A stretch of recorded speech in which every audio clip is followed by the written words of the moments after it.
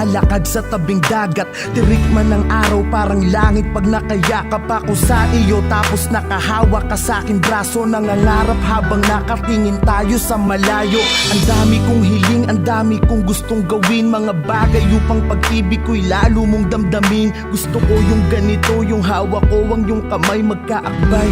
Parang wala na yatang papantay sa pintig na kakaiba. Nahatid mo sa akin, ako'y ganado pag ikaw ang kasabay kong kumain ng iyong halik na ang dulot ay ngiti na abot tenga. Kaligayahan na hindi kayang mabili ng pera. Di ko kayang isipin ang buhay nang hindi ka kasama. Naiisip ko pa lang ako'y parang maluluha. Nakatabi kita pero ba't ganito ang pakiramdam? Nalulungkot pa rin ako at labis na nasasaktan.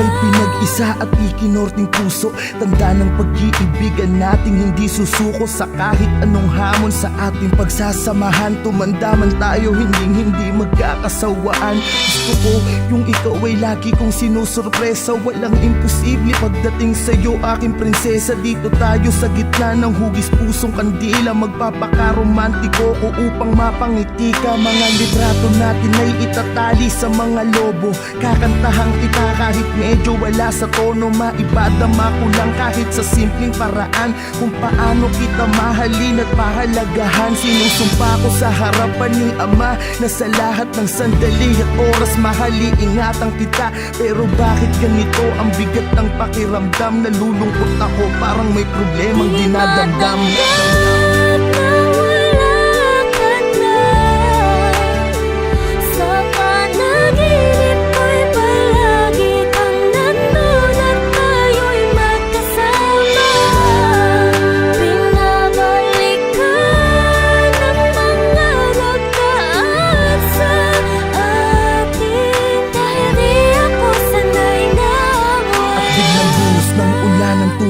Ay naudlot, panaginip lang pala sa tabi ng iyong puntod.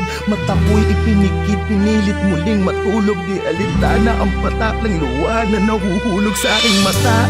Kahit basang-basa na ng ulan, hindi ko kasi alam kung paano pasisimula ng buhay nang di ka kasama. Sinanay mo kasi ko na laging masaya at ang araw ko ay kumpleto. Wala na akong kasabay magsipilyo, wala nang makulit.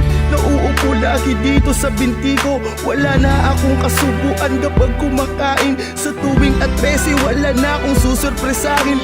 Wala na akong bibigyan ng bulaklak at yayakapin sa harapan ng mga taong pumapalakpak. Wala na ang babaeng habang buhay ko mamahalin. Lahat ng yan tanging sa'yo ko lamang kayang gawin.